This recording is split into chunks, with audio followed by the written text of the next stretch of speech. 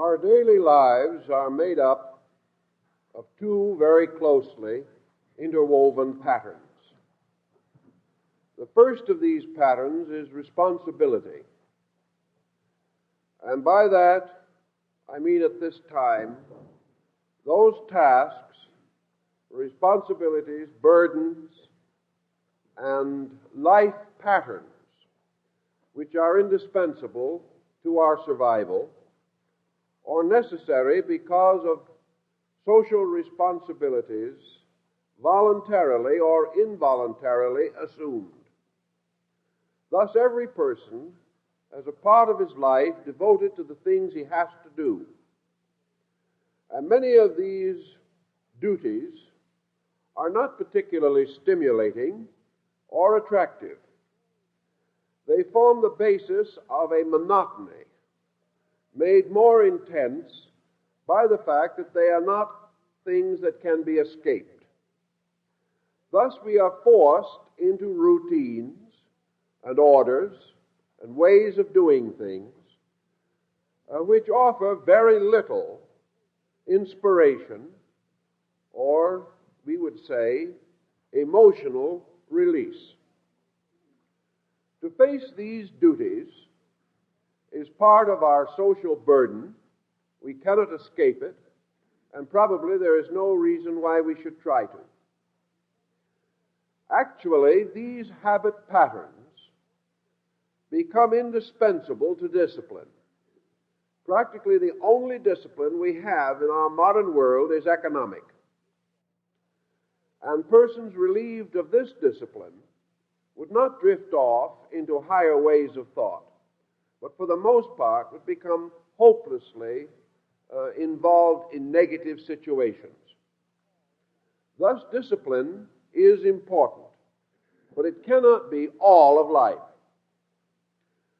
To supplement and complement the things we have to do, there must be a certain proportion of activities which we choose and which become important to us because, in our way of thinking, they are purposeful. Purposeful in the terms of achieving a particular end which we may feel ourselves uniquely suited to accomplish. Thus, in the search for life values, when we work with people in problem, we learn very rapidly that most individuals who are in trouble have settled back into habits or settled back into responsibilities and have not cultivated personal opportunities.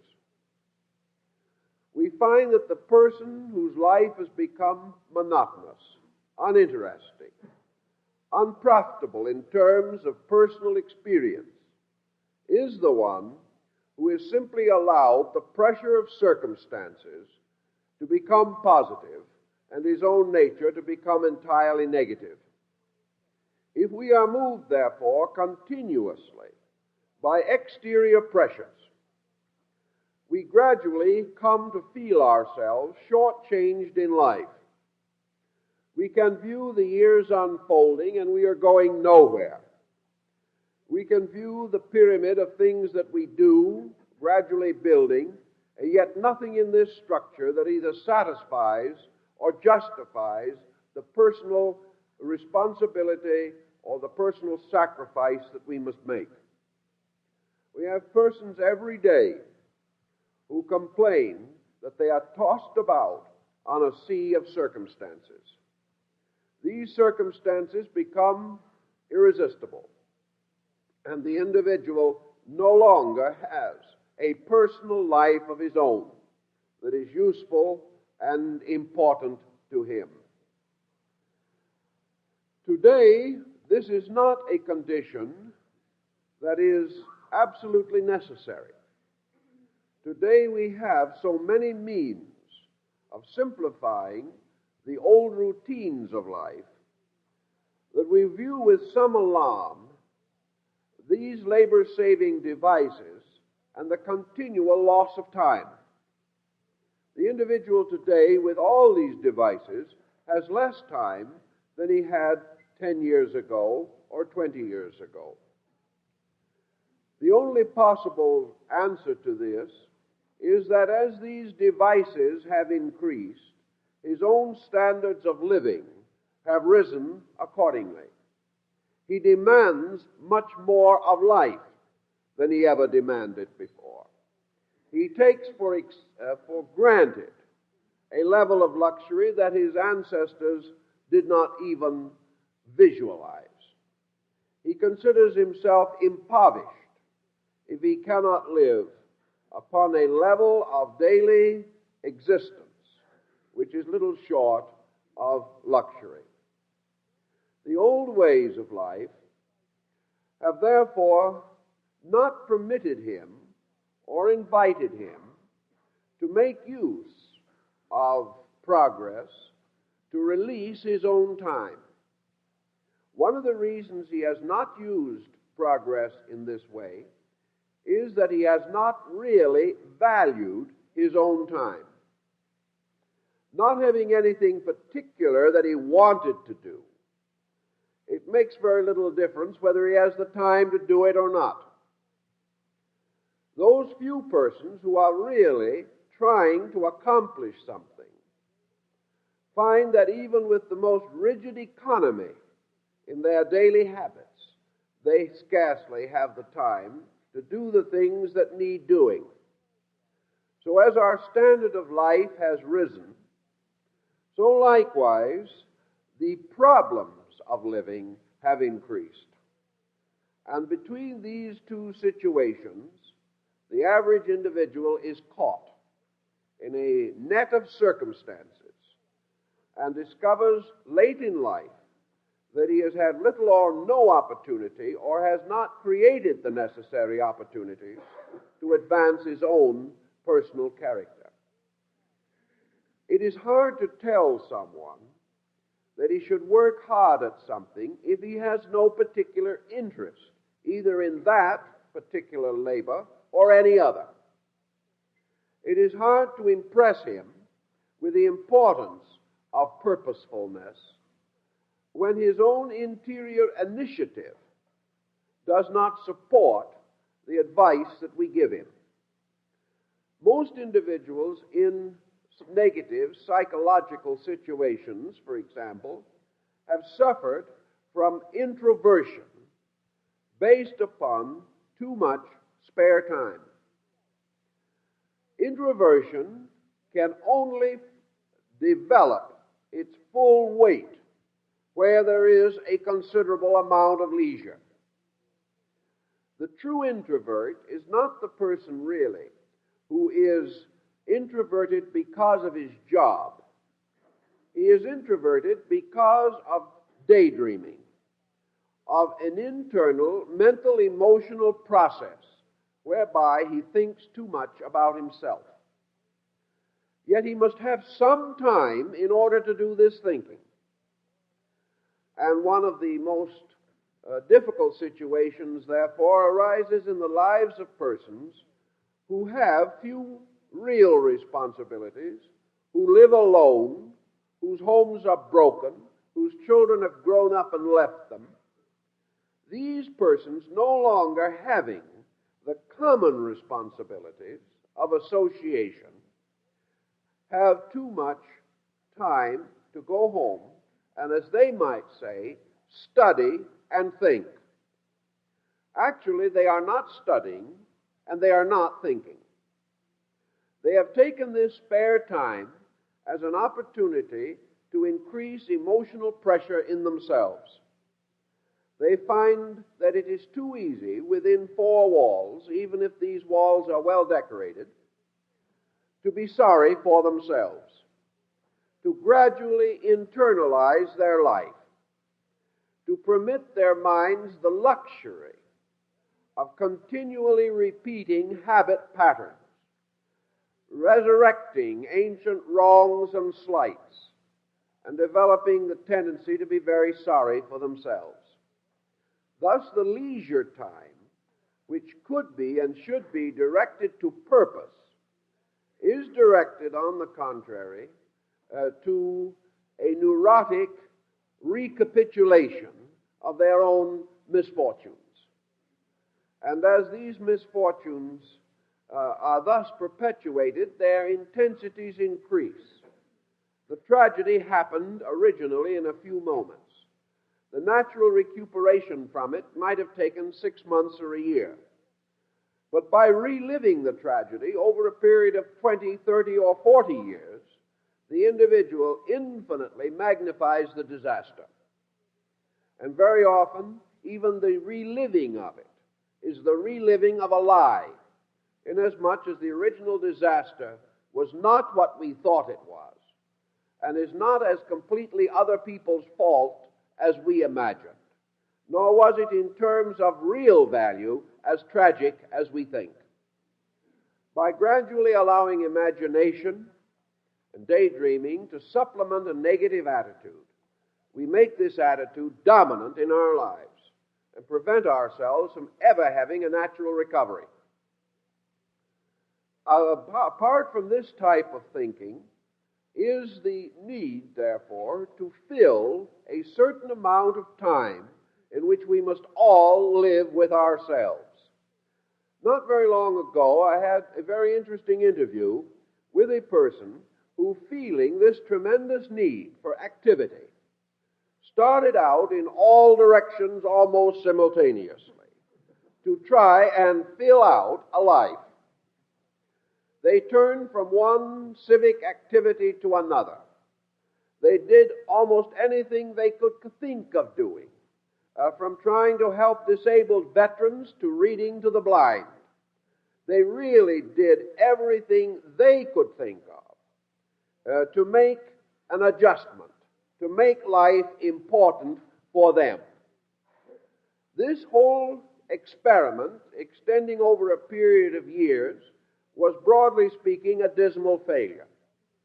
They discovered, for example, that the various organizations with whom they sought to work were so filled with red tape, the human equation, bickering, prejudice, and petty jealousies, that it was almost impossible to find a legitimate outlet for personal desire to help. These same individuals also were probably there in those spots because of a similar neurotic tendency. So these desperate programs of helpfulness simply brought neurotics together, and each one of them, trying desperately to be happy, viewed the happiness of anyone else as a dilemma, as a danger to their own peace of soul. So the very well-intentioned program simply did not develop into anything.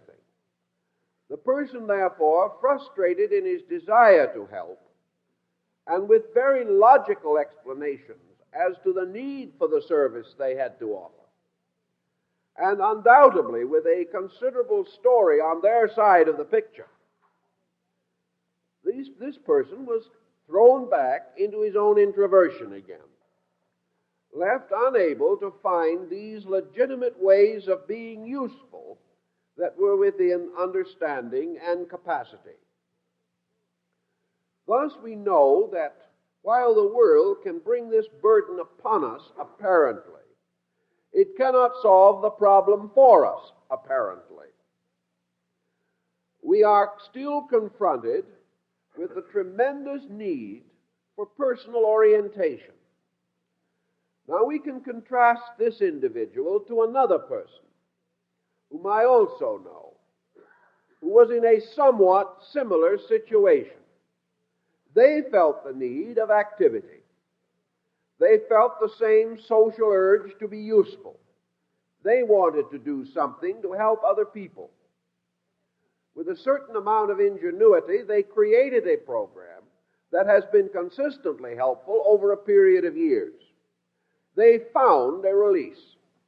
They found an opportunity to help other people.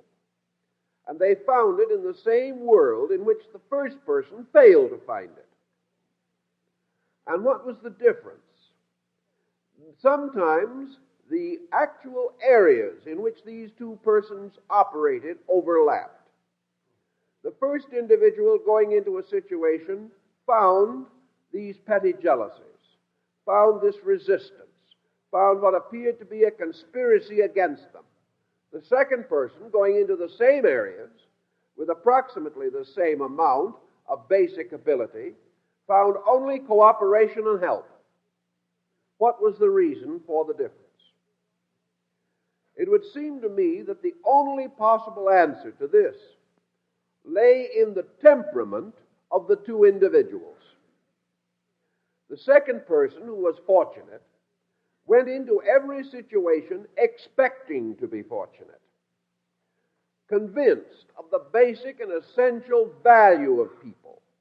This second person did not even notice the bickering, did not notice the jealousy, and probably did not, because of this self-purposefulness in its own nature, did not get in the way of these other ambitious individuals.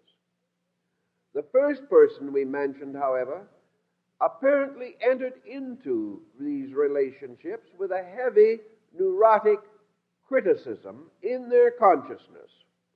They expected to find trouble, and they found it. In some way, they were beaten down before they began. They were defeated by defeatism in themselves. Now, we'll admit that it is not easy for a person who has suffered defeatism over a long period of years to suddenly become an unfolding and blooming optimist. It is not easy, especially when they would feel much more like being a blooming pessimist. Yet, actually, the difference has to lie in the basic psychic nature. The person who feels defeated, who has gradually developed a strong negation about situations, is always in this type of emergency. I have had to work with a great many people who are on the neurotic side or on the depressed side. Sometimes they bring me letters and advertising which has come to them.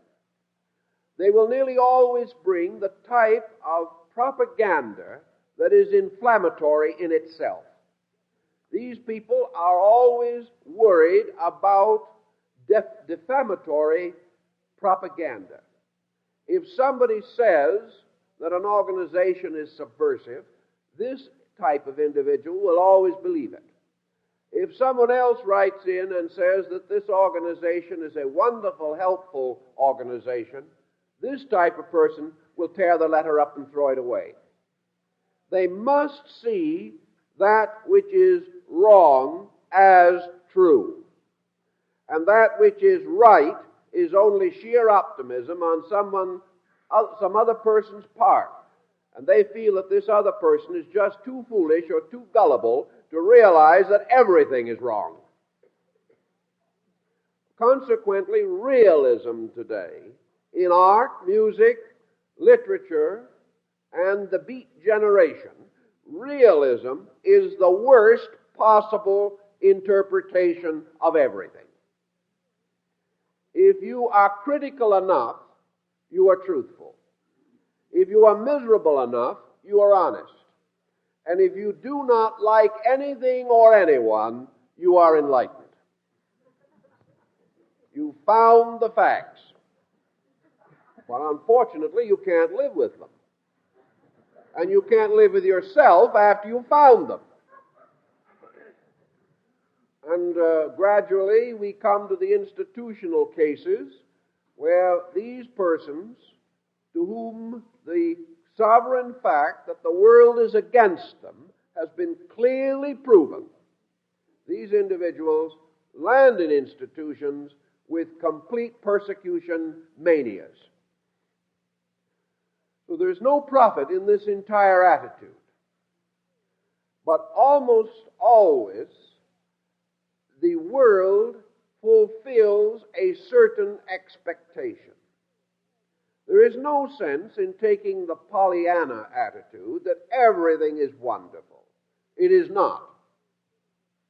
There is no use denying that we are living in a very critical period. We are. And there is no use denying that our leadership in many places is leading nowhere. That is true. It is leading nowhere. And if we wish to go entirely on the surface symptoms and symbols of things, we can develop a very serious doubt and a very serious fear about the nature of things.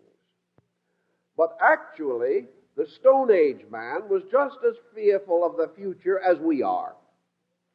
And back in the ruins of Rome and in other cities of the Roman Empire, we find painted and chiseled inscriptions in which members of the opposition, whatever that might have been in those days, explained to their constituents that if things went on as they were going on, only disaster could be expected.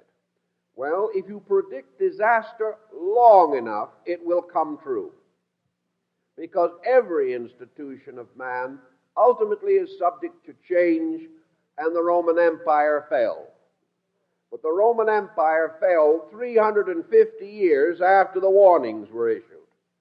And in the meantime, helpful, cheerful persons who had been more concerned with the survival than with the warnings might have prevented the fall if they had done something about it. But all they could do was sit around and figure how long it would be before the fall took place. This has never paid off and never will. The second point that we have to bear in mind is that to a certain measure, we are guests in a house. Factually and actually, fortunate for all of us, this is not our true home. We have a short lease which may expire at any moment. We are not really tied utterly and completely to the destiny of this little planet on which we exist. Man's actual existence is in a world far richer in potential than this one. And as long as he must be here only a part of his time, and of the years he is here, he is only conscious about a half of the time, it is not right or fair for him to completely lock all his hopes, all his fears, all his optimisms and his pessimisms, lock all this in the narrow pattern of his own personal experience here. Unless he has some concept that there are values larger than the things he can see with his own eyes, he has every cause for pessimism. But if he can realize that there is a larger purpose, then his pessimism can be moderated and a reasonable degree of optimism can be restored in him. Actually, today, in this very confused and actually responsible and heavily burdened generation, there are in this world millions of human beings who are living comparatively good and useful lives. These persons have simply declined to be frightened to death by conditions. They have declined also to accept the total pressure of environment upon themselves. They have begun, to a degree at least, to extricate their personal lives from the common quicksand. They have begun to experience the fact that they are in this world, but not necessarily of it.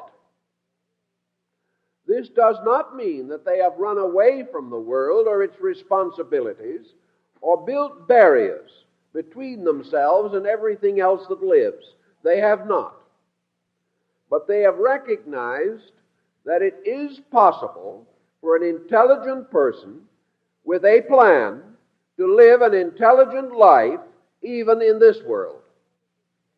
Most important of all, they have realized that in order to do this, they have to develop faculties and resources by their own initiative by which they can accomplish this desired end. They have simply applied to the problem of living what industry and economics have applied on their levels. If you expect to advance within a business or as part of some large structure, your advancement depends upon learning the business. You've got to learn it some way. The more common way of learning most involved trades is finally through apprenticeship. You can get theory by education, but without practice, theory remains sterile. So a person works up through the business. Looking in a recent issue of Fortune magazine, I noted that the magazine was paying tribute to some man who had suddenly risen to be the president of a great corporation. And it pointed out definitely that this man, 25 or 30 years ago, had entered the corporation friendless, in the lowest employment level in the corporation, that he had not come in with a large block of stock. He had not come in with family support. He had come in with nothing of this kind. He had simply come in with a determination to advance in the business. And in the course of years, he had passed from one level to another, proving his efficiency on each of them. And in the years of so-called success, the middle, late 50s, he had achieved to the position, probably, which he had scarcely hoped he could ever attain. Now, the only answer to that is the man worked. He learned the business. He dedicated himself to the business. We may say that it was a business that someday he will have to leave behind. That is true. We may wonder whether all this dedication and all this effort in the big pattern of things will prove worthwhile. It will prove worthwhile in one way. It will prove that this individual could decide what he wanted to do and do it. And someday this self-discipline and this direction will be available to him to do something better. It may not be in this life, but it will come. He has proved that he can work, that he can stay with something, and that he is not easily defeated. Outside of a line of business of this kind, if we approach the problem of a personal life, we must work with somewhat the same instruments. If we wish to be purposeful persons, if we wish to be happy, integrated, organized people, capable of decision, capable of doing things, and capable of helping, the same general procedure has to be followed. It must become a program. It must be sacrificed for. It must be dedicated to. And the individual must go about it just as systematically as this man who became the president of his corporation. The problem is always that if this man had started out as a hopeless, defeated neurotic, he would not have achieved. And had he not achieved, he would certainly have blamed the business for his failure. Whereas having achieved, we may pardon him if he becomes a little, we'll say, self-centered or a little egotistic, and say that perhaps he is responsible for his own success. Actually, the defeated person is nearly always defeated by some element in his own nature. And wherever he is unhappy, he is defeated by the unhappiness in himself. If he possesses this characteristic, it will prove contagious. Some time ago, I was talking with the employment personnel manager of a large store. And they said it is incredible what one neurotic can do to an office force. One individual coming in like the poor apple in a barrel, and in 3 months, 75 or 80 people are jittery.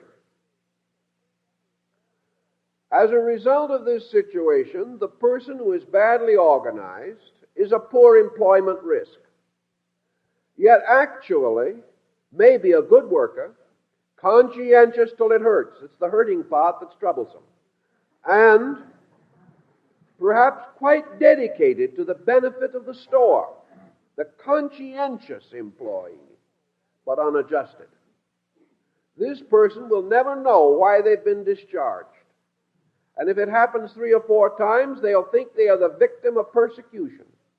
Yet the thing that is basically wrong is something within their own natures that other people feel, that other people sense, and which shows adversely under pressure of some nature. The individual in a sudden emergency loses their surface protection and drops back into their neurotic way of doing things. That is when they make the sarcastic remark. That is the time when they make the possibly untrue accusation. And then they are in trouble. So the purposeful life, whether it leads to the person being a useful, enlightened individual, or through profession and trade to some materially superior station, in either instance, there is a lot of work that has to be done by the individual himself. We spend a great deal of money in this country trying to get people out of complexes, neuroses, and these things. A great many of these persons do not need the care they are receiving. Some of them undoubtedly do need it, and there are millions who need it that do not get it. But most individuals who have not progressed too far on this platform of neurotic reflex could help themselves if they would ever settle down to some solid, honest thinking. They could break these patterns before the patterns break them. And if they would accept symptoms and symbols and realize their own relationship to life, they would look immediately for patterns. The old Chinese adage remains true, that the first time something goes wrong to us, it may be anyone's fault. But the second time the same thing happens, it is probably our fault. If we find, therefore, that down through life, everything has been in a minor key, that life has been mostly defeats, or if looking over it we discover that we have remembered mostly defeats and have failed to remember victories, if this negative, gloomy factor sort of predominates, then the answer is to get to work on ourselves and as quickly as possible. If we do not, situations will continue to embitter us until we are a total loss to ourselves and society. To get away from a great part of this problem is to fill the personal life with some basic purpose beyond survival. In our particular culture now, the survival emphasis is almost universal. The only goal that is really emphasized and really propagandaed for us is the goal of physical opulence. In other words, an economic situation in which we run out before our funds do. If it reverses the situation, that is considered poor management. But the person who is able to look forward to a possibility of retirement and advanced years with a reasonable degree of security is regarded as victorious. This is achievement. And we are reminded that if the man of 65 can retire and go fishing, the universe is in order. Now, actually, this does not work out, because the man's own neurosis is such that he will retire at 65 and die at 66. He cannot live with himself. So all the economic plan has done is to reveal to statisticians that there is very little likelihood of the retirement fund ever being overdrawn. The individual is not going to make it in a percentage of cases that will endanger present statistics.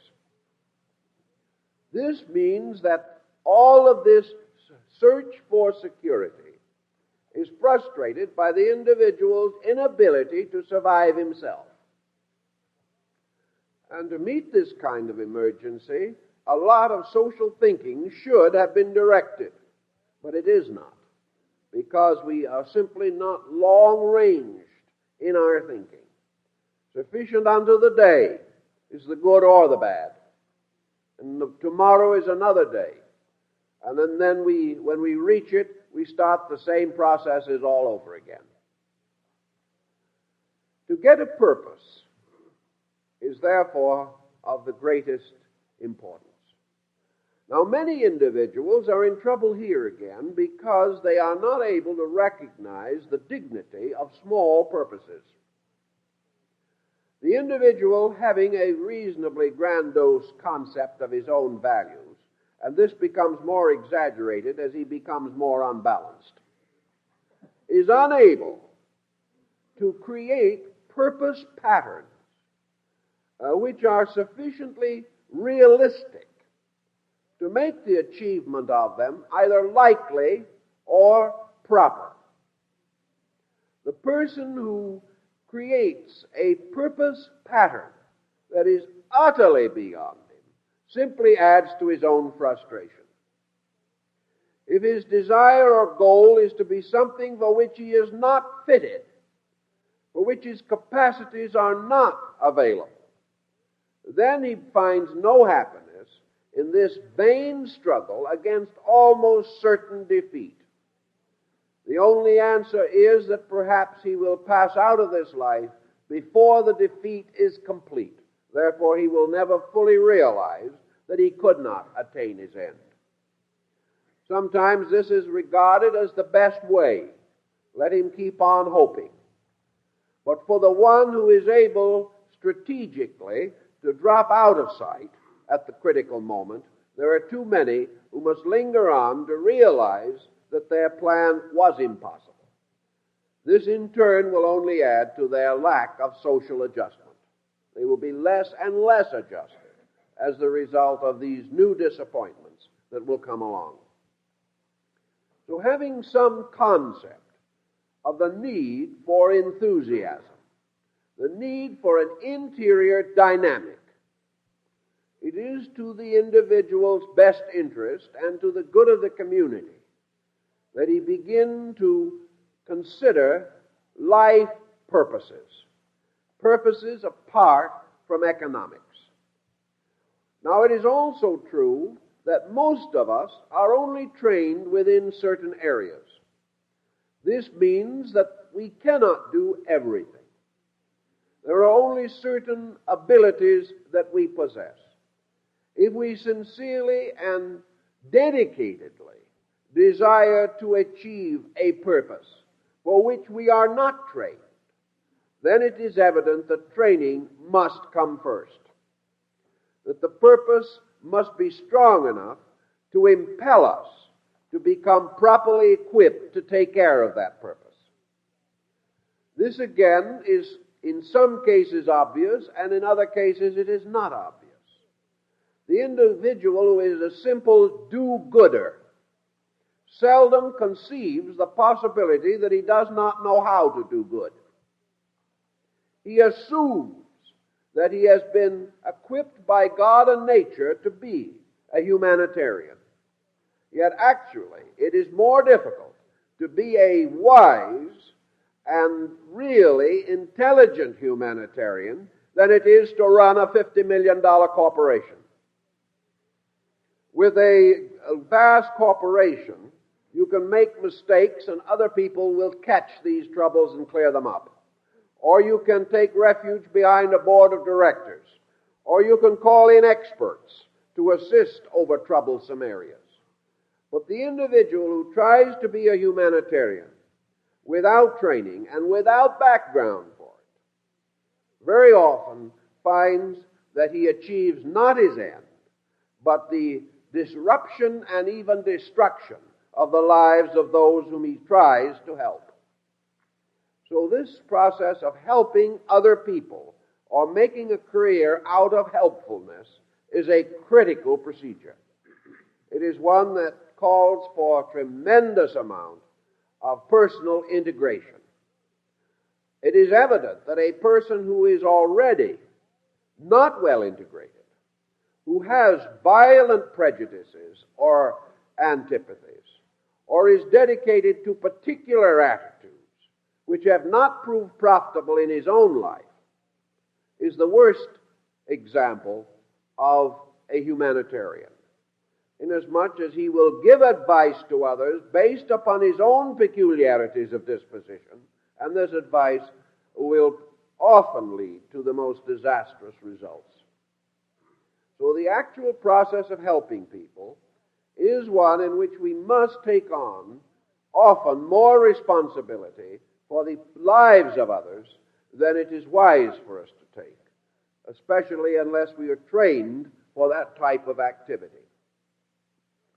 The best training that we know for the broad term humanitarian is that the individual can prove out of his own life that he is well adjusted. The person, however, who becomes a humanitarian because he is not well adjusted and because he is looking for escapes and means of justification, he is a poor risk. He is not really trying to help other people. He is trying to forget himself. His motives are not as honorable as he thinks. The person who tries to give his time to another because he cannot live with that time himself is giving a very dubious gift, one that may well cause more trouble than it is worth. So if we really want to have purpose in our life, in the terms of good to be done, in the terms of universal helpfulness, we have to settle down to equipping our natures for some kind of specialized helpfulness. It is often possible, however, for us to deflect some ability that we already use to a better use than we have previously made of that ability. Our helpfulness should be within the field of our experience. I know cases where attorneys who have had reasonable success in practice have been moved by a great desire to make some kind of a social gift or some kind of a humanitarian project. And these men have taken on a certain percentage of cases for nothing as their contribution. This was a valid contribution, at least to a good degree, because they were working within a field of training in which their assistance could be valuable. But if these same attorneys had then instead decided to go out and take on a problem entirely outside of their field, they would either have to train for it or they would be no better than a complete novice in this new project they were taking on.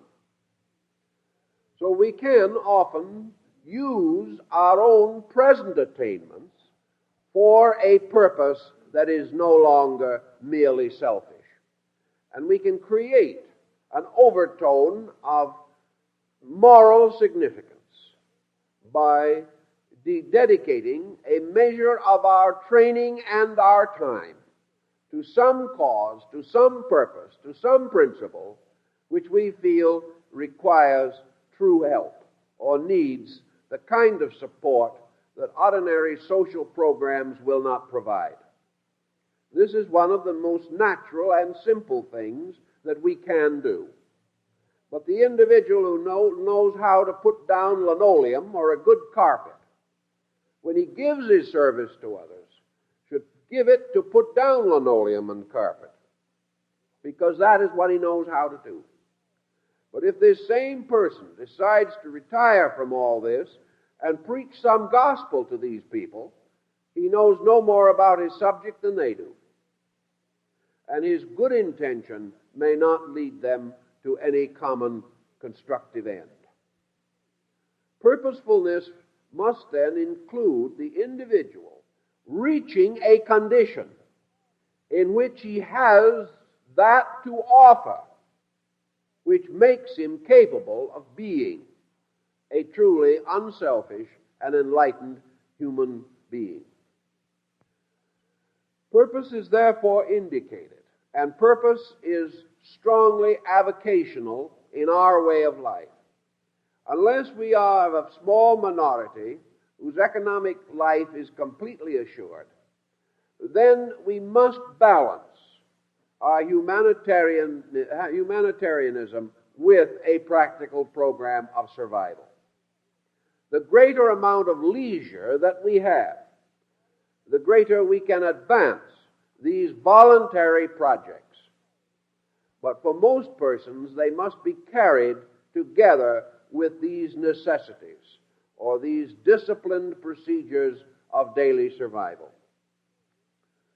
We then assume that you may very well wish to make a valid contribution to life.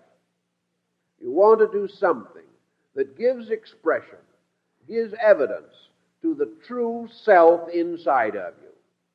This self which cannot be locked within an economic program completely without withering, without gradually coming to the degree that it cannot endure its own company. And having this determination truly within yourself, it is always well to then advance systematically, thoughtfully, and under some kind of voluntarily imposed discipline. You may ask yourself two questions. First, what would you like to do? And second, what can you do? And this problem of coming to what you would like to do is usually a roseate procedure. The world opens up with many things that you would like to do. But when it comes to the more critical statement, what can we do? Here we must pause a little, because there are so many things we cannot do, and so few things that it is likely that we will ever be able to do. Having, however, come to some factual conclusion, it is a very good idea to settle down to making a reasonable effort practical, rather than leave an unreasonable effort impractical. There was a Japanese monk some years ago in Japan. He was essentially a layman. He was not really a member of monastic orders. But having succeeded in a certain measure in life, and having come to the conclusion that this way of life was unreasonable, he looked back upon his own life, and he looked out into a world of suffering. And he realized that he had grown up as an intellectual, that he was a man whose profession did not come very close to the little needs of the little people. And as a result of that his experience, as he had received it and had been trained for it, left him strangely unable to meet and mingle with the daily concerns of the afflicted. So when he took his holy orders as a Buddhist and dedicated his life to renunciation, he simply renounced what he knew, what he had achieved in the sense of a special career, because he could see no way that he could make it work. Perhaps he was wrong, perhaps he was right, but in any event, he did what he believed. He said, there's only one way in which I can come to the common need of everyone, and that is by supplying something that in emergency is most necessary. So he took upon himself the field of the sick, and he realized that when sickness comes to the home of the poor, that it is usually a catastrophe, particularly if it affects the parents of children, or if unemployment and things of this nature disrupt the homes of the poor, that there is a great deal of suffering that someone could help to mitigate. So he made his life a very simple one. He kept track of families in the poorer districts of a community. He had already renounced money so that he had very little finances that he could give to anyone. He had given up his career and profession and ceased to be in that world. But he discovered that more than money, these people needed help. And they needed often the consolation of seeing that someone else cared. The process of the professional charity moving in is not the same as the voluntary help of a thoughtful, dedicated individual who helps to restore confidence that the world is not made up entirely of selfishness. So whenever this happened, and a family was sick, or a man was injured in an accident, or his home was disrupted by calamity, this little Buddhist monk moved in. He stayed as long as was necessary. He received nothing. He took nothing, except perhaps food, and if that was not available, he provided his own. But what he did was simply move in and take care of the sick and the children. He washed the children. He cleaned the house. And in some cases where a man was injured who was working in a rice field or in a factory, this monk went and took the man's place and earned the family wages. When the family was a little better organized again, he moved on, not even waiting to be thanked. He had found one way of helping. Helping in a way that almost anyone could help. It required nothing except a complete dedication to any job that needed doing. And he would go out and work and pull rice all day long for weeks, while a man with a broken leg and a large family was not able to take care of his family. He just took over the work. If the mother of the house was sick, he took over the cooking. He took over anything that he could do and brought happiness and peace to thousands of families, so that actually this man in the Eastern way of life is already beatified. Although he has been gone only a few years, it is undoubtable that his memory will go on as one of the great humanitarians of his people and one of the great examples of his religion. Now, this is helpfulness without arrogance. If this man had decided there were only certain types of things he could do, that he had to remain a gentleman all the time, that he couldn't roll up his sleeves and do menial things, he would not have succeeded nearly as well. His own mind was far above what he did, but he knew that what he did needed doing.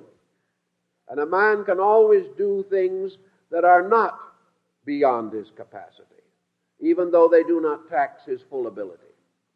To someone, what he was doing was the difference between hope and hopelessness, and he simply did it.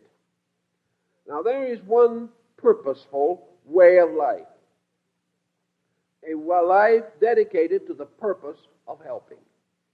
But such a life is impossible if the individual is so basically neurotic that he is incapable of doing the thing that needs to be done, but must choose some special field, always saying, well, let some other institution or charity take care of these common things. I was created for uncommon achievements. So, a great deal in purposefulness depends upon this type of integrity. But there is always something to do if the purposed individual is willing to do what needs to be done. But where he says, only this will I do, and only that will I do, his own ego is between him and his own helpfulness. Or if he says, I am so feeble I can't do this, when actually he is not feeble at all, he is simply neurotic. Or if his interests do not lie in the direction of hard work, he may also close his life to a great many useful purposes. But from the least to the most, life can be useful and can be purposeful. We have lost this ability to move in, as we had it right here in the United States years ago. A sick family, the neighbors brought in his crops for him. Whatever needed to be done was done. His house burned down, so everybody got together, had a great big picnic, and built his house for him. Those days of immediate action seem to be gone, and they remove from us certain visible and obvious ways of doing things.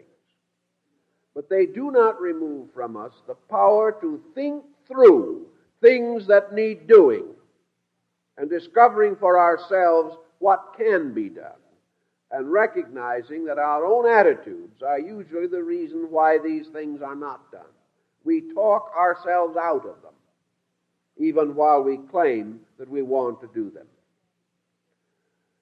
The next problem in purposefulness, obviously, is that frequently we do realize that we possess abilities of a specialized nature. That everyone who has the mental and emotional maturity to do something fine should spend his time only scrubbing floors. That, again, is not the final form of purposefulness. It is certainly the beginning. And if all else fails, that remains. But there can be other things that are important. I know a number of very famous and wonderful musicians. And of course, one of the greatest of this group was the great violinist Fritz Kreisler, a man of important mystical insight, one of the noblest men in music. This man and many others, some with his suggestion and others of their own accord, devoted a large part of their time to teaching music to children who could never afford to take a music lesson. Imagine a child who could not possibly pay a local music teacher a couple of dollars a week to learn the violin, who could study personally from Fritz Kreisler for nothing. And yet it happened year after year after year. And as he grew older, most of his time was devoted to helping child geniuses, children who showed that music was their life, to have what otherwise they could never have had. And he gathered around him a group of outstanding artists of equal skill in other fields. And many projects were carried on in New York in bringing music to the slums, to children in whose soul it was there, but there was no hope under normal condition of it ever coming out. He made his life, Kreisler made his life, very largely around a phase of this program. He found that his own skill, his own ability, was therefore at the disposal of all who needed. And it must have been something to, as some friends of mine had the privilege of seeing this type of experience, to have a group of men of the caliber of Kreisler and Yehudi Menuhin and Rachmaninoff and other men of that caliber, sitting with rapt attention while some little child, 7 or 8 years old, from a slum family, played his first piece of music. What an audience. And you can guarantee that there wasn't a critic in the audience. These men and women were there because they remembered their own start and what it had meant to them. And they were there only to encourage. And whether the child was ever on key or not didn't mean anything. It was a simple acceptance of the heartfelt recognition that this child wanted to play great music. So this is the type of thing that makes purposes. And very often a purpose consummates a career. It is the gradual dedication of what we do accomplish, away from mere profit to the magnificent privilege of sharing skill, to help those who come after us to enjoy the ability to do things because we have helped them when perhaps society as a whole neither had the interest nor the means of helping them. So one form of purpose is to learn your present job so well and practice it so methodically and industriously that in due course you can take almost all of what you have done and make it available to others who need it and give them the chance to unfold their characters or learn the skills which you can impart to them. That is one way in which a purpose can be given to everything. A purpose which says, when I reach a certain age, instead of retiring, I'm just going to take what I know and give it to those who want it. I'm just simply going to make this project my life work. This keeps a pattern where we do not have too broad a field of basic interests, but it does help to make available special creative talents if we possess them, and to give us a reason why we have suffered long and struggled hard merely for economic survival. If we can crown this survival by a beautiful gesture of service, then the whole survival pattern becomes purposeful. If we can escape this tendency to become more and more self-centered as success comes, we will in time reach a point where we can make a positive contribution. Now, many individuals cannot do such big things, but they can and should all work for purpose. If the thing you are doing economically does not seem as though it would ever really justify an effort to communicate it, if it is some line of activity in which the chances are that other people have had just as much chance to know about it as you have, that it offers no special field, then it should support for you the means of perfecting some other field. Most of the people who go around volunteering to various causes have little, if any, proficiency in those causes. Therefore, an organization that accepts them must also train them. It must give them the ability to serve. And a person can do this for himself. I know several individuals who have become associated with movements working with the blind. These movements are in need of help, but they are not always in a position or condition to use simply well-meaning help. There are some things that they can use in this direction. But a person who studies the subject, takes adequate courses in working with those who have various sensory defects, and gradually learns the skill and management of these problems. Such a person who goes and says, I want to help, I do not want to be paid, I have the free time, that takes you so far. Then if you can add to that, I have 5 years of distinct specialization in your problem, the chances are your help will be accepted. But if it brings with it no specialization, no training, then it is hard to use this help in many cases. The person can only help in the most elementary ways, and this usually is not satisfying to the person. And of course, help on those very elementary levels is usually available. It is the specialized help, the trained help, the skilled help that will do things. If a person, for instance, who is a little neurotic and knows it, would also use this training, 5 years of specialized preparation, the period of training will also be a period of personal release. The individual who is doing this and putting his thought and time to it has not quite so much free energy with which to undermine his own mental and emotional stability.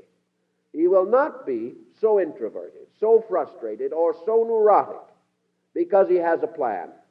This plan takes time, energy, and thought. And the energies used in this way are not available for self-pity or the criticism of other people. The criticism problem so often represents almost total lack of real knowledge in the fields in which the criticism is the most intense. So purposeful living means to a degree, in many cases, the preparation of a twofold planned purpose, one involving our economic survival, which now becomes justified, because no one really justifies himself by providing himself with 3 meals a day. This is not self-justification. This is not a full life well lived. And if it happens that he can gradually raise the level of his meals until he can cheerfully pay $7.50 for dinner, doesn't help a bit as far as he is concerned, although it may mean dividends to the restaurant corporation. He has not achieved purpose merely because he can enjoy more and more privilege himself. Purpose means that he achieves for a reason. Now, many persons try to achieve for the reason of their children. This again, however, requires a lot of training. It is becoming evident more and more that the raising of a family today is not merely a natural procedure, but a highly scientific process which requires specialized training on the parts of all involved, and that the good old-fashioned ways of doing things are meeting so many complex situations today that the person must have knowledge and skill as well as good intention. And this purpose of merely accumulating, preparing, or making ready some situation for those who come after them in terms of family has not been working out well. We find that instead of helping these young people, we ruin them, simply because we have created for them a pattern of luxury without purpose, survival without reason. We leave the individual only more means by which he can waste, rather than leaving him a concept or a conviction which will enable him to live to a purpose also. It therefore becomes usually essential and valuable in the family for the individual to develop purposeful patterns in himself. His example is important to his own children, because if his children are brought up in a family in which his own dedications are clear, practical, reasonable, and tolerant, they are bound to be affected by them. But if his own purposes are faltering, so will theirs. If his own life is without purpose, he cannot expect theirs to go beyond the common purposes which today are rather frightening. So much depends upon this integration of purpose, assuming that each person wants to do something, wants to help. There are only 2 ways in which this, or 3 possible ways in which this help can be channeled. First is by special training, as in school or university. The second is by apprenticeship, going out and working with others. And the third is by creative experimentation, in which the person moving from within himself learns gradually to acquire certain specific skills for which available training may be inadequate. But certainly the end is insight and skill. It is on this level that all purpose becomes adequate. And without this adequacy, we cannot make our contribution to the betterment of the world and ourselves. If, therefore, the individual under neurotic pressure goes too desperately to seek an escape, he will probably be under further frustration and disillusionment. He will dash into a situation without thought and later find that the situation is exploiting him. But he should not be too unhappy about it, because he was trying to exploit the situation in the first place. He was not going there with a really open heart and saying, "What can I do to be saved?" He is really going there with an ulterior motive, that he wants something to take up his time, something that will make life endurable to him rather than richer for others. Now, actually, we cannot be totally unselfish.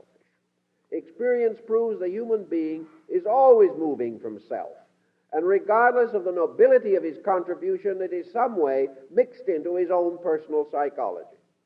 But we can certainly reduce the intensity of ulterior motive. We can make the offerings that we make as genuine and honorable as possible. And where we know in ourselves that they are not so honorable and so genuine, then they should be reorganized in us before they are offered to other people. If we realize that an ulterior motive is there, then we should correct it before we impose it upon those around us. How can we correct such ulterior motives as we find emerging? I believe that the machinery of correction is simply this process of preparation. The individual, his ulterior motive is usually his desire to occupy time or thought or emotion more fully and more adequately. He is frustrated because his world is too small, because his life interests are too small, because his abilities are not released, and there's a pressure within him of continual unfulfillment. Because of all of these pressures and a series of incidents which he continues to re-dramatize, he is miserable. All of this can be largely helped by the very apprenticeship or study problem which is involved in his usefulness. If he decides that he wishes to become a true friend of man and to do something for the common good, he can prepare to do it. And in the course of preparation, he will use up a lot of this time, a lot of this energy. And if he is sincere and stays with it until he achieves proficiency, he will be 50 to 75% more normal by the time he graduates from the training which enables him to take up his work. In the case of the mature person, training of specialized kinds is valuable and useful. Suppose we want to help small children. If we become thoroughly equipped to help small children, it means from 3 to 5 years of specialized training. Now, it may not be absolutely necessary that this all be attained in an institution or a university, but it means that the plan must be thoroughly set. There must be proper reading. There must be a certain amount of clinical experience. There should be a measure or degree of discipline through schooling. But if at the end of 3 or 4 or 5 years of such training, the individual is equipped to at least give good advice to the neighbor over the fence, something has been achieved. That advice is now pertinent. It is more valuable. And it would be better to give this kind of advice to 10 children or their families. The advice bringing with it actual means of correcting wrong situations and thereby helping directly and practically 10 lives, than it would be to go out without equipment and try to help people and reach 1,000 lives, but all badly, all inadequately, all without any more skill than perhaps the parent of the child already has. Thus, good intentions must go to school, and with the training that they received, they become skilled, and with skill they become useful. And in some way, there is always work for skill. Skill never needs to die of boredom if to its selfishness is added a certain unselfishness. There is always way in which that which knows can make a valuable contribution at this time. This is particularly true because such a small percentage of persons actually attempts to do this in a systematic manner.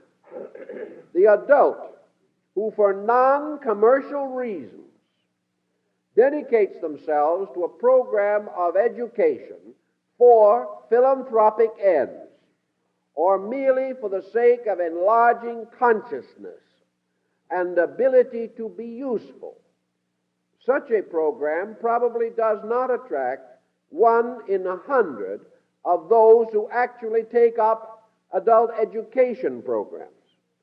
The real philanthropist is a very rare person. Consequently, because the number is small and the work is immense, there will always be something for the individual to do who is trained to do it. And a purposeful life has to have this training in it. Now, there are persons who also find that they sincerely believe that to give pleasure or to give a certain consolation is a purpose, and a good purpose. The entire world of the theater has for centuries had as its great ideal that it is justified because it makes people feel better. It makes them enjoy life a little more richly. It gives them the relaxation and variety in experience which people need. So theater feels very strongly about the contribution of the actor to social good, and it becomes a sort of slogan in theater. Well, there are persons who can and will find that through disciplined programs they can develop talents which will give pleasure, that they can become a better musician and then give their services either to children as teachers or to friends or to events or occasions which arise in which their contribution will be valuable. There are those who will find in art, in painting, and in sculpturing personal outlets for individual maturing. Others will find great consolation in the care and love of animals, and in doing things to make that world a little better, as Mrs. Irene Castle has been carrying on for years. There are always projects, but every human being to be happy must have one. He must have something that he wants to do beyond make a living. And the moment that this is glossed over, the moment he begins coming home too tired with the job to think of anything else, the job begins to close in on him as a psychological fatigue. And many persons who will claim that they are too tired to do any exterior or outside work or activity, too tired to attempt a purposeful life, are not tired at all, they're simply bored. And the moment they find a purpose, they will have energy enough to vitalize that purpose. And the moment that purpose becomes important, those people will be happier and healthier. We do not really get more energy by nursing fatigue. We get more energy by directing the mind to purposes which will justify the building up of strength. The individual who is completely indifferent of his health problems, because his way of life makes very little difference whether he is dead or alive. In fact, a great many persons in the office hope he is dead, because the moment he dies, everyone will advance one step. And that is important. So this person with no purpose may very easily drift into a negation that will make his life little better than a living death at most. But if this person has purpose of self-fulfillment, purpose of growth, improvement, he realizes that the better he becomes, the more useful he is. and as purpose nearly always must involve usefulness, it is the individual training to be useful who is able to recover from his neurotic pressures. And the miserable, fruitless, frustrated life finds its outlet in preparing for usefulness. But it must not build up so much pressure that it simply bursts out of its frustration and, unskilled in anything, demands that the world accept it as a useful citizen. The world may not be able to do it, although perhaps some persons would like to. We must have this practical achievement. And in religion and philosophy, these instructions are especially important, because the tendency of so many persons is to assume that a religious concept is a substitute for a purposeful life. It is not. No matter how deep and clear your religious convictions may be, or how they have sustained you by their unfoldment and development, this religion has as one of its duties the duty of making you purposeful. And an individual whose religion simply brings him consolation but does not inspire him to practical achievement is shortchanging his religion. He is failing in one of its most important aspects. For the purpose of religion is to create insight, and insight leads to purpose.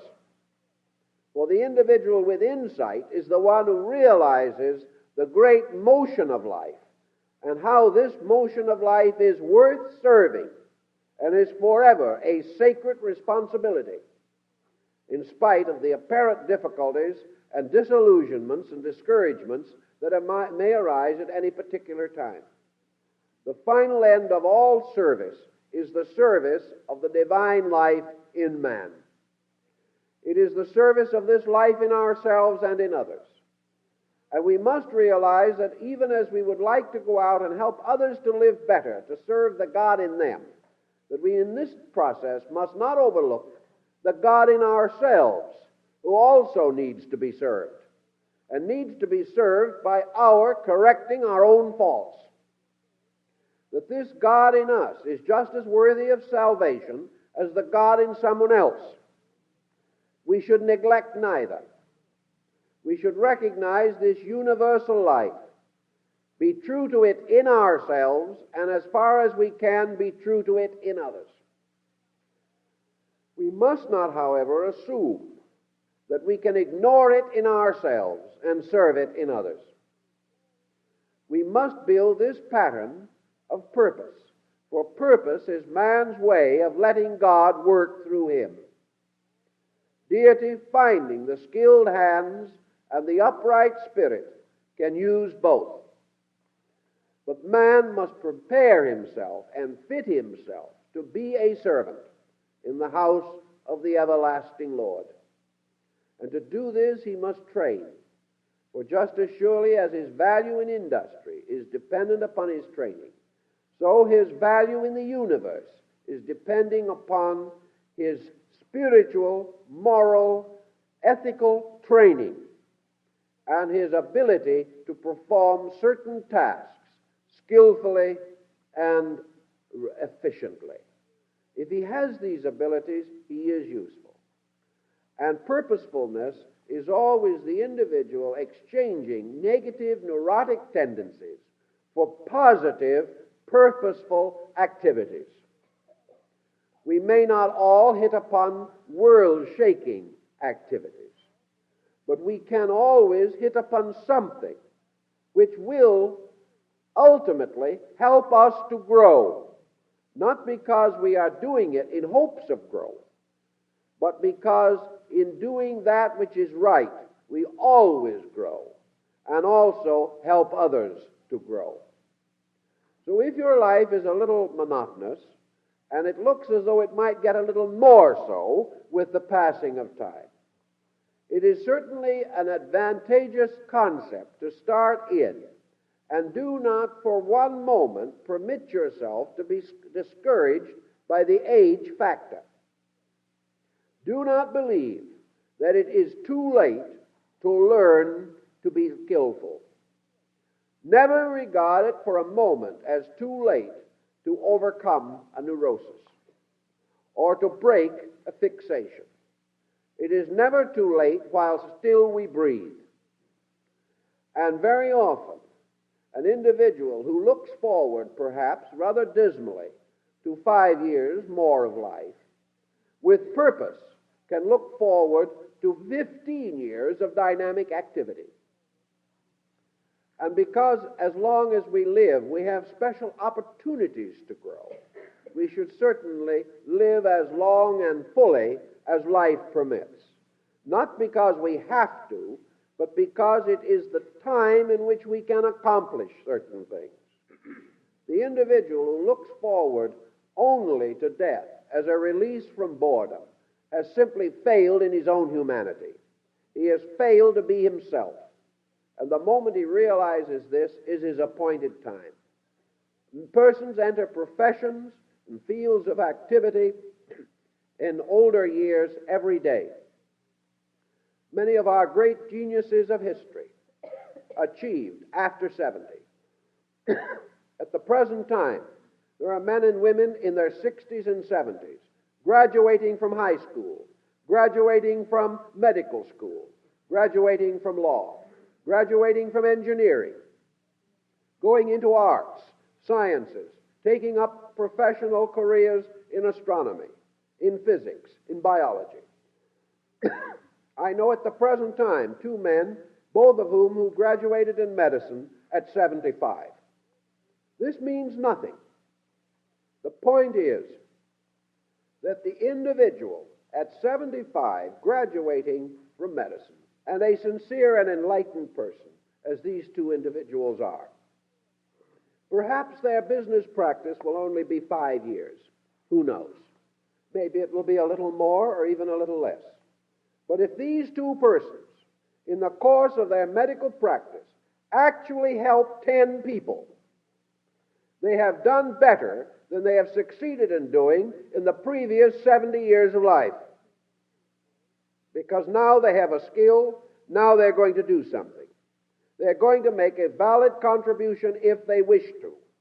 And both of these individuals are men who have retired from other fields of work, have their finances, and intend to devote their medical skill entirely to philanthropy. Now, in 5 years, these 2 persons can do a tremendous amount of good. Perhaps they started late, but the 2 careers, if they are each 5 years, can touch the lives of thousands of persons, helping to restore their faith in life and helping to bring happiness and peace and comfort to some human beings. The work is well worth it. And in addition to this, these 2 men have disciplined themselves in training. They have become more self-integrated persons. They have increased their own knowledge. And when they leave this world, they will take with them not their wealth, but their knowledge, their understanding, the charity they have done, and the bigness of heart and soul that caused them to do it. And these are their treasures, stored away where thieves cannot break in. So there is never a moment in which the building of a career of purposefulness cannot begin. If we are not able to finish it, it is not important. The important thing is that we had the dynamic dedication to begin it. And the chances that the individual will finish what he begins are very much greater than your statistics otherwise. It is very probable that these 2 men, starting out now in their 70s in a practice of medicine, would have been dead had they not made this program, because they had nothing really left that was important.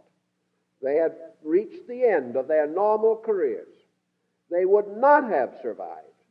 And it is very likely that when these men go out and become necessary, that they will take better care of themselves because they have found that they are necessary, and that they will continue to function to the last minute of life with every ounce of energy they have because they need it. These same persons would have had no reason to build anything or make a purpose, and would have simply been among those wanderers who drift around among their relatives. Instead of this, we have dynamic purpose, and this purposefulness makes living. It makes the individual not only no longer a drifter, but now when he comes into the homes of his children or his grandchildren, they want him. Not necessarily because they want a free doctor, that might help a little, but they are dealing with a man now who has interests, who will tell them interesting things, who is on his toes, and they will no longer think of him as an old man. They will think of him as a person doing something. He will not have any of the psychological fatigue which lets down on other people and says, amuse me. These people are out doing things. And purposeful living must always be this addition of doing things. Men have a greater opportunity for such extroversion than the average woman has. But there is no group in the United States that needs this voluntary dedication to a training for purpose like the American woman, whose life is becoming more and more civically centered, whose activities are becoming more meaningful in every department of life, who is now engaged in every profession, that these persons should recognize the tremendous possibility of the so-called second half of life, not simply consisting of babysitting, but of purposes, dynamically contributing to the common good of the family and the world. Purpose must be cultivated to be happy, and nature penalizes the purposeless with frustrations and neuroses. So if we realize this, we get to work and do something about it. And when we do, our whole way of life is richer. Time's up, time's up, time's up.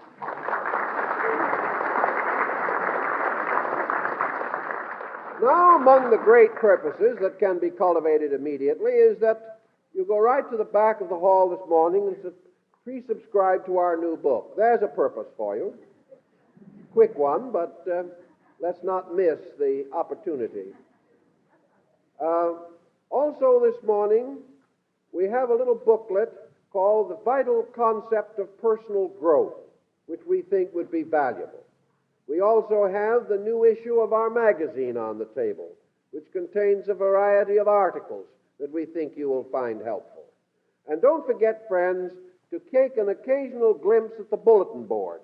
I don't know what's up there today. Maybe I'm announcing it when there isn't anything there. But generally speaking, there are announcements that we think will interest you. Also, I'd like to call attention to next Sunday morning, which we're going to use for a rather new approach to something. Most persons have heard of psychometry. It has become rather better known as the result of the work of Dukes and other places. But invisible records of thought and action. The fact that we all do live in an atmosphere of recorded facts. The air we breathe is actually a record air. It is conditioned. It bears within itself the impressions of many things. The room, the very atmosphere around us, the very world in which we live is loaded with recordings, with records and historical values impressed in space itself. And the possibility of man possessing faculties which ultimately will enable him to unite his actual consciousness with everything that has lived in all time is a very interesting problem. So we hope you'll all come next Sunday morning to be concerned with that issue. On Wednesday evening at our headquarters, we will start a new series, a seminar of 5 evenings, dealing with the religion, culture, arts, and histories of the Japanese people, which will include a study of their religious background, their sacred books, their ceremonies such as tea ceremony and flower arrangement, and also will go into their religions and philosophies and psychologies and we think it will be a very interesting series, so we hope that as many of you as can will be with us. And we thank you for being here this morning. Hope to see you next week.